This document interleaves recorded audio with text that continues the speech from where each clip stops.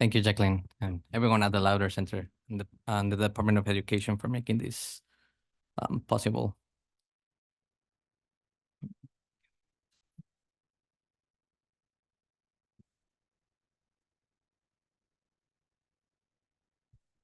One second.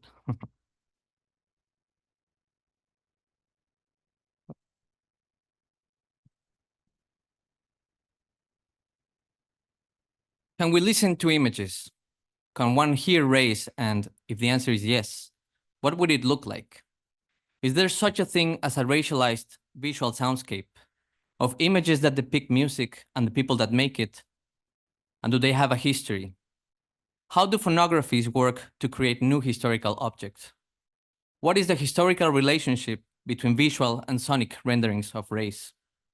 In her book, The Sonic Color Line, Jennifer Lynn Stover argues that in the United States, race is mainly a visual phenomenon. Race is first and foremost a social construct we see. You can't see sound, she writes, so how could it have a race? These questions drove me to think about the intersection of sounds, words, and images at the early stages of the Harlem Renaissance, or as its makers called it, the New Negro movement. I used the tension between sounds and images to explore the making of a sonic color line and its visual echoes. I read them as part of a broader history of scientific and artistic modernisms, which avidly appropriated the popular, the traditional, the backward, and the savage. I chart the politics of visualizing, or sometimes blurring, the sonic color line with depictions and translations of Black secular music at a crucial moment of African-American history, American and Mexican histories between art history and anthropology. This presentation fits into my larger dissertation project, Covarrubias Crossings, where I chart the intellectual and artistic itineraries of Miguel Covarrubias, a Mexican caricaturist, painter, muralist, and anthropologist that worked between Mexico, New York, Bali, and China. Another Mexican in New York we will be following today. In his significant, deeply influential book, The Souls of Black Folk, published in 1903, the first Black Harvard-trained scholar, W.E.B. Du Bois, famously wrote that the problem of the 20th century is the problem of the color line. Du Bois maintains that discrimination and segregation based on skin color are the cause of political, social, and economic differences in the United States and beyond. They are the product of a history rather than the inevitable result of an underlying natural difference. The color line is an ideological barrier white people built to separate themselves from Black people. It is a metaphor that distorts the visual world. African Americans are either invisible or hypervisible, and those controlling the images, shaping how they saw themselves and how the whites saw them, meant controlling their future. And music is central for Du Bois' thought and in the souls of Black folk. Each chapter begins with a bar of the Sorrow Songs, quote, some echo of a haunting melody from the only American music which welled up from Black souls in the dark past, end quote. He dedicates the final chapter to spirituals and states that their haunting echoes were the singular spiritual heritage of the nation and the greatest gift of Negro people, end quote. So what would it mean to imagine, as Stover proposes, a sonic color line? Does it have a visual history, and how could we write it? 1903 was also the year that W.C. Handy heard for the first time a mime playing what would later become known as the blues, which he would later transcribe to Western musical notation. Those years saw the beginnings of the Great Migration too, that massive exodus of African Americans from the South to northern cities. And these cultural and demographic transformations could also be heard. In New York, Chicago, New Orleans, the syncopated rhythms of ragtime, boogie-woogie, blues, and jazz captured the imagination of visual artists from the start. The emerging sounds and rhythms of these scenes demanded abstraction, attacking lines, obtuse angles, and indecipherable images may better describe the music. Francis Picabia painted Negro Song 1 in 1913 after listening to a band playing Harlem, and then explained the painting in an interview. Does the composer attempt a literal reproduction of the landscape scene, of its details, of form and color? No. He expresses it in sound waves, and as there are absolute sound waves, So there are absolute waves of color and form. Picabia's image was not grounded in history. He was painting the music. 30 years later, after a long battle for the appropriation of jazz as the most American thing, as a true representation of American modernity and art together, visual depictions of jazz turned back to abstraction.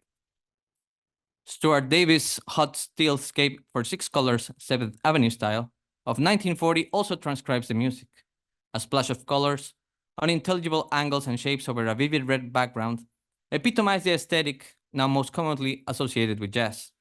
It evokes the speed and dynamism of the music, but there's no one playing it. And it was not always like that. In the interwar period, the New Negro movement shaped the rise of what art historian Richard Powell terms the blues aesthetic, an artistic move that embraces African American culture as its driving force, identified with grassroots popular culture. The difference between these cases is, of course, there are people in it. These are not transcriptions of music. They are not what the composer would write. These are not sound waves. They are what the artist or the anthropologist sees, a crowded room filled with sounds and people squashed together into a frame. One sees diversity, movement, conversations, music, and other noises, and they suggest a history. Many of these works are currently on view upstairs in the Harlem Renaissance exhibition, and I put a little purple dot to mark that. This is a moment when the role of art is highly disputed. How to represent race and racialized subjects, the uses and abuses of art, racial mixture, and history were all contested, and the stakes were high. Artistic representations of African Americans were not only a matter of aesthetics, they lay at the core of a broad political project of Black liberation. If a people can be seen as beautiful, serious, attractive, they can also be seen as having moral virtues, talent, responsibilities. Entirely human. They can look like citizens, like Americans. As the renowned poet, writer, activist, and towering figure of the New Negro movement, James Weldon Johnson, put it, a people may become great through many means, but there is only one measure by which its greatness is recognized and acknowledged. The final measure of the greatness of all people is the amount and standard of the literature and art they have produced. No people that has produced great literature and art has ever been looked upon by the world as distinctly inferior. For the sake of argument, allow me to reduce a rich and complex debate to two opposing views. On the one hand, W.E.B. Du Bois and other intellectuals were convinced that this was no time for play.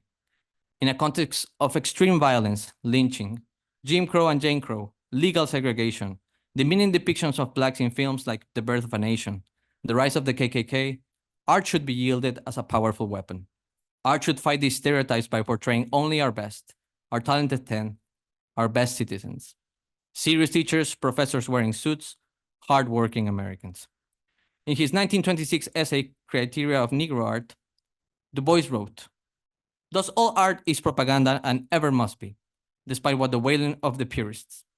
I stand in utter shamelessness and say that whatever art I have for writing has been used always for propaganda, for gaining the right of black folk to love and enjoy. I do not care a damn for any art that is not used for propaganda. But I do care when propaganda is confined to one side while the other is stripped and silent." Black art and art about Black lives lie at the core of Du Bois's idea of double consciousness.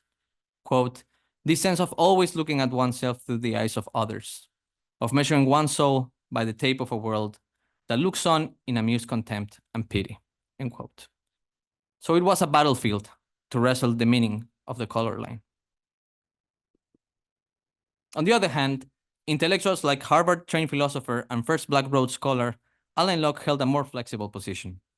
Locke argued that artists should be free to represent their worlds in their own ways, regardless of their place as instruments of any political project, and there lies their power. He rejected the notion that the political struggle for freedom and civil rights should be the only center of Black intellectual life. What made African American culture unique in the 1920s, Locke argued, was the indelible art they created through literature, music, and images. For Locke, propaganda defeated its own purpose by being too blunt, too obvious. Propaganda speaks under the shadow of a dominant majority whom it harangues, cajoles, threatens, or supplicates. It perpetuates the position of group inferiority even in crying out against it. Art for art's sake had the power to shape how Black people are seen and how they saw themselves as individuals, as artists, and therefore to transform their worlds. And music played a fundamental role in this debate, but it was hard to tame. Depicting jazz, spirituals, and the blues became a space for visual artists to tackle the question of how should Black culture and Black bodies be portrayed. As in the titles of Picavia's Negro Song 1 or Davis's allusion to 7th Avenue, sometimes words were needed to anchor the historical or racialized meaning of the paintings, to ground the connection of images and sounds in a particular place and time. Henry Rice's abstract rendering of Roland Hayes' My God is So High seeks to convey the listening experience. The curved lines and the sweeping rainbow invoke Hayes' majestic singing, the vibration of his voice and its uplifting effect, but something needed to remind the viewers of that. So it has the words inscribed in the image. Would it have a similar effect without the words anchoring in its origin? How much would be lost in visual translation? Her husband, the German-born artist and designer Vinol Rice, who made many important portraits of the Harlem Renaissance we have seen, decided to paint the person, a human head, with dark skin tones almost rendered photographically, floats in the center of the composition with his eyes fixed on the horizon. Which one of these has the power to evoke the sounds that Hayes made an international star, an exemplary man for Du Bois or for Locke? Something more like Vinol's. This work became the cover of the movement's most famous publication, the 1925 survey graphic issue Harlem, Mecca of the New Negro, which then grew into the New Negro, an anthology, the movement's main text, with the cover by Vinol Rice. In the middle of all this, in 1926, Alfred Knopf published Langston Hughes' first poetry collection, The Weary Blues, with a cover by Mexican artist Miguel Covarrubias and an introduction by Indiana-born New York tastemaker Carl Van Vechten. The book became a cornerstone of the interartistic transnational revolution of the New Negro movement. But why Covarrubias? Miguel Covarrubias was a Mexican caricaturist, painter, collector, and muralist who later became a prominent anthropologist and institution builder in Mexico and the United States. He was good at everything he tried. His private anthropological collection would become the core of the Museo Nacional de Antropología after his death. He helped Nelson Rockefeller collect objects and artworks for his Museum of Primitive Art, which would later become the Rockefeller Wing here at the Met. But in 1925, he was still a satirist who used the Mexican tradition of political cartoons to make fun of the rich and the famous. Here he's making fun of Paul Whiteman, the self-proclaimed king of jazz. At first, when Langston Hughes learned that Covarrubias was working on the cover of his book, he was mortified, afraid that a cartoon by a Mexican might be demeaning or offensive. But Hughes had no other choice. He wanted to publish, and so he wrote to Van Vechten, "I am glad Covarrubias is doing the cover. I like his work, and it should go well with the book. And with your introduction, well, what more do I need?" Hughes saw the cover in late 1925, and Covarrubias had read the poem closely. Droning on a drowsy, syncopated tune, rocking back and forth to a mellow croon, I heard a Negro play. Down on Lenox Avenue the other night, by the pale dawn of an old gaslight, he did a lazy sway. He did a lazy sway. But Covarrubias did not make it dull. His gaslight looks like a star, a radiant sun in the middle of Harlem. The ebony hands do not touch the piano either. They rise above the keys. The vibrant red in the background catches the eye without diluting the player's sadness and melancholy. For Hughes, it was a perfect fit. He wrote to Covarrubias, "I liked the jacket for my book immensely, and I think it is the best pictorial interpretation of my weary blues that I have seen. You are the only artist I know whose Negro things have a blues touch about them. If Fine Clothes to the Jew ever becomes a book, I would be very proud to have your drawings as a part, and perhaps the best part of it." It did become a book, but without Covarrubias' images. So what other Negro things, quotes, had Hughes seen, and what gave Covarrubias' image a blues touch about them? Was it the figure, the colors, the use of silhouette, the clean line spiraling to shape the player's arm, the black squares that connect the piano to the player? We know Hughes had seen Vinol Rice's interpretation in the pages of the Forum in 1925. A less stylized version, the player's features are rough, the sadness or pain is less subtle, and the blues almost escapes him against his will. In the corner, music comes out of a dark head with exaggerated white lips, and the sound waves, sharp and visible, cut through the city landscape. He also saw Aaron Douglas' art in the pages of Opportunity. Another silhouette playing the piano, soft chords emerge from the instrument suggesting the music, and a woman stands next to him asking him to play the blues. Is the blues touch then about the use of color? Is it the composition? How can one draw the poetic act of accepting defeat with a smile?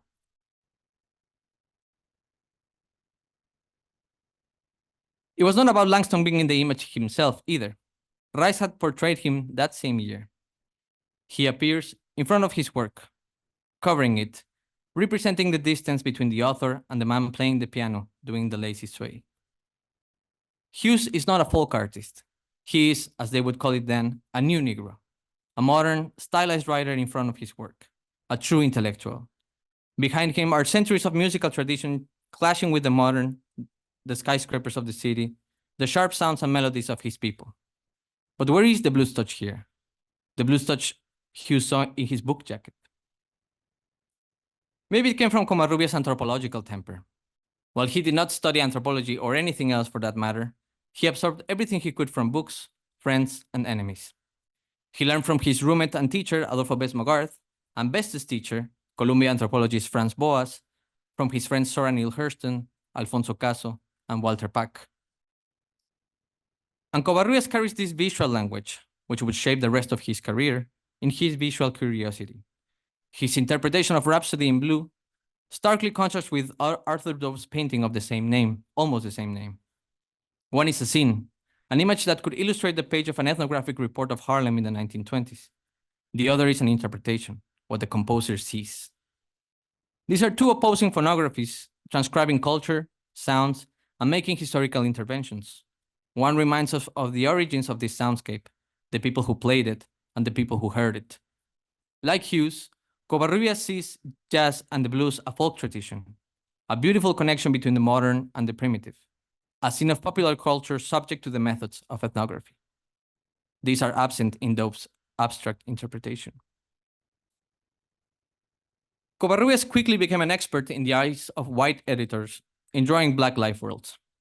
He illustrated works by Zora Neale Hurston, René Maran, backdrops for Josephine Baker, and W.C. Handy's Blues and Anthology in 1926, which included the first transcription of the famous St. Louis Blues in musical notation. And it was a success. James Weldon Johnson spoke highly of the book and wrote in a review that the Covarrubias illustrations alone make the book worthwhile. Langston Hughes thought so too. Carl van Vechten even said that in his drawings for this volume, Covarrubias has transcended all his previous work. But there was something else. Covarrubias' phonographies provoked a form of synesthesia. Van Vechten wrote, "You will find you can not only see these people, you can also hear them." A reviewer of John Huston's book, Frankie and Johnny, illustrated by Covarrubias, held a similar view, and even disputed who the true author of the book was. This is not a Huston book. It is a Covarrubias book. There is very little that can be said in words of Mr. Covarrubias' illustrations. To describe them requires both line and music. They should be seen to be sang. What was then about Covarrubias' work that evoked the music so powerfully? Here we see no sound waves, no music notation, not even air. We see people, black people, with facial expressions that range from the highly focused trombonist to the playful banjoist. The dome of the theater seems unable to contain the energy, and so it bends. Is it the scene that induces synesthesia? Does that power comes only from the rendering of the sonic color line? Many African Americans like these drawings. Here is W.C. Handy posing happily for Van Vechten, holding his book, illustrated by Covarrubias. But these modern images also entail risks. The same images that gave the blues material existence in print were also used to discredit jazz in the press. Covarrubias was deployed to wonder if it was music or only noise. something anthropology should record, but music critics may disregard. Covarrubias' phonographies carried part of the offensive, modernized style that made them look like caricatures.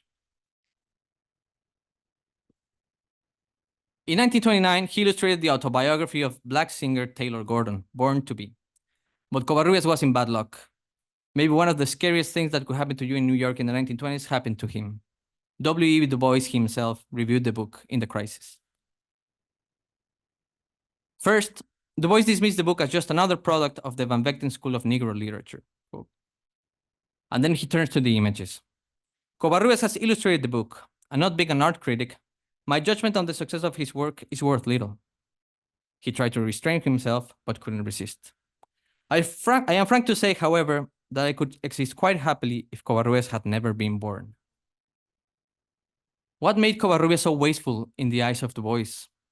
Was it the way he portrayed Black subjects? That he became famous for picturing Harlem? Or that these scenes and images and books were geared to please white audiences?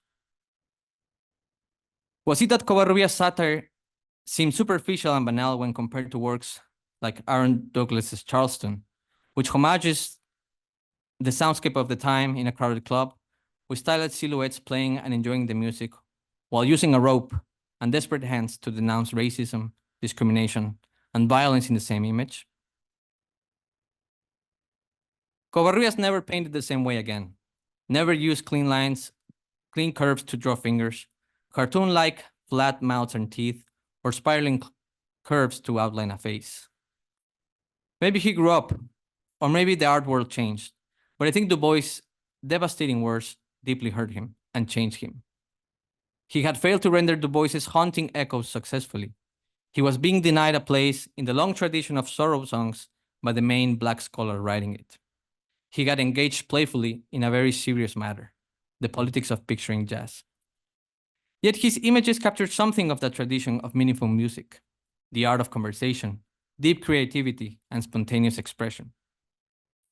He would keep collecting newspapers, books, clippings, and sketching Harlem and Black life worlds for the rest of his life.